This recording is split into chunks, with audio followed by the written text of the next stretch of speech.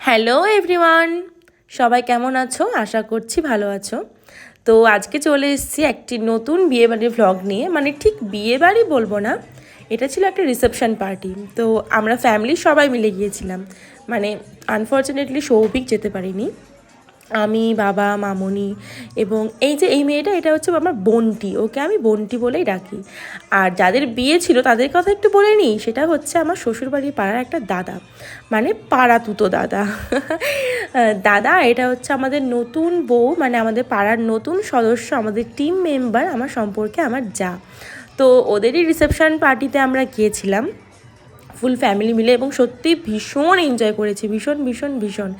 এবং এই যে সেকেন্ড ফ্লোরে মানে যখন খেতে উঠছিলাম, তখন দেখলাম যে সেকেন্ড ফ্লোরে এই তত্ত্বগুলো সাজানো রয়েছে। আসলে না, আমাকে আকৃষ্ট করেছিল ওই মিষ্টির ট্রেগুলো, ওই সন্দেশের প্লেটগুলো।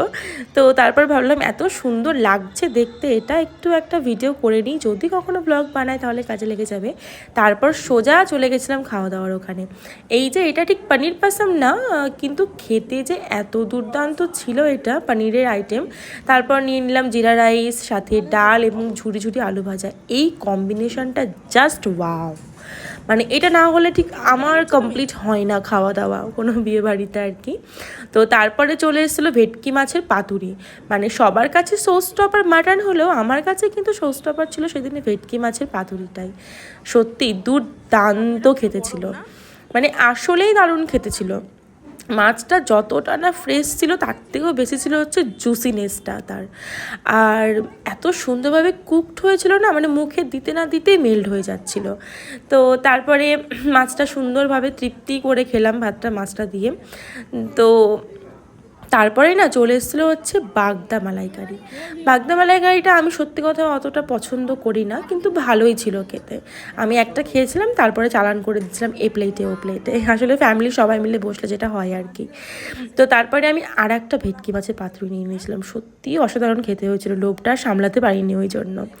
তো সবাই মিলে অনেক গসিপ করছিলাম, পাড়ার আন্টিরা থাকলে, ফ্যামিলি থাকলে যেটা হয় আর কি, গসিপ করতে করতে এনজয় করতে করতে খাবারটা খাচ্ছিলাম। তো পাতুরিটা ইচ্ছে করছিল আর একটা নিই, তারপরে ভাবলাম না থাক, শ্বশুরবাড়ি পাড়ার লোকজনের সাথে বসেছি, কোথায় কি হবে কথা। তো তারপর চলে আসলো মাটন। মাটনটা ঠিকঠাক ছিল, মানে জুসিনেসটা ছিল, কিন্তু ওই যে ভালো জিনিস খেয়ে নেওয়ার পর যত কিছুই দাও না কেন একটু ফিকেই লাগে।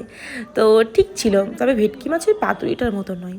তারপর তবু আরেকবার নিয়ে নিয়েছিলাম যেহেতু মাটন, কিন্তু না নল্লি পিসটা চেয়ে নেওয়া হয়নি সবার মাঝে। তারপরে চাটনি, পাঁপড়, সাথে ছিল একটা বড় রাজভোগ, এবং তারপরে ছিল একটা মিষ্টি, তারপরে ছিল আইসক্রিম আর পান। তো তারপরে আমরা সবাই মিলে নিচে এসে মকটেল কাউন্টারের সামনে মকটেল নিয়ে আড্ডা দিতে দিতে খেতে খেতে এখানেই ব্লগটা শেষ করে দিলাম। Tata, by.